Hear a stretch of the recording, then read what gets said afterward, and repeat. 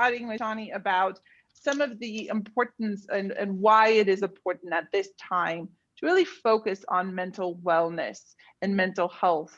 And, have not yet mentioned, but Shani, you are a professor at Stanford. So your tips and tricks and skills aren't just BuzzFeed article worthy. They really are well researched. And so I'm curious from that point of view, can you give me some markers around, I'm thinking particularly of performance driven people. Give me some markers around why mental wellness and mental health are worthy conversations in the professional setting.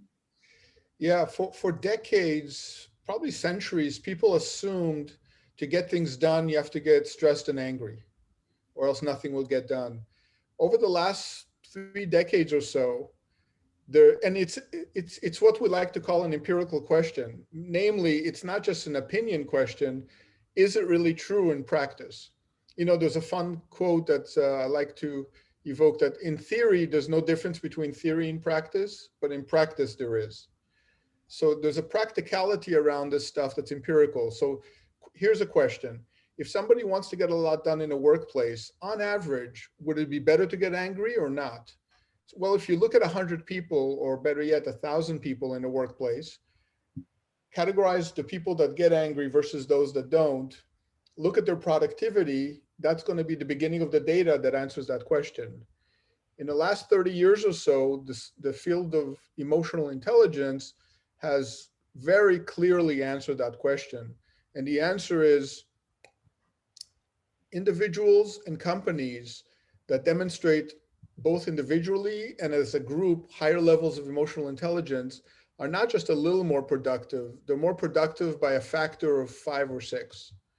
So it's hundreds of Wow. percent more productive, because when Wow. that's not the case, right, we get toxic emails and reactivity and fights that go on for weeks and months. And a lot of that is happening for reasons that are mostly not true, for assumptions and cognitive distortions of ifs, mind reading and catastrophizing. And so that's why these skills are so essential in everyday life, particularly in relationships, and very much so in a workplace where a lot of time and energy gets wasted on toxic interactions and conflicts that could otherwise be used for productivity.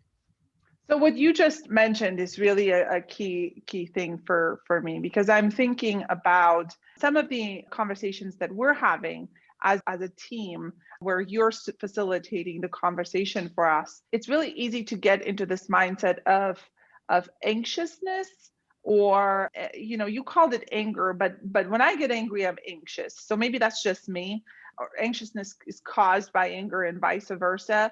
So I noticed that when I'm anxious and when I want something to be done, I really think that I'm moving faster. I'm like, I'm really urgent about this, so it's going to go faster. What you're reminding me of is that actually the opposite happens. So if I have a high value of productivity, I might want to really practice that 10 deep breath tactic, that timeout tactic that you talked about a little bit earlier.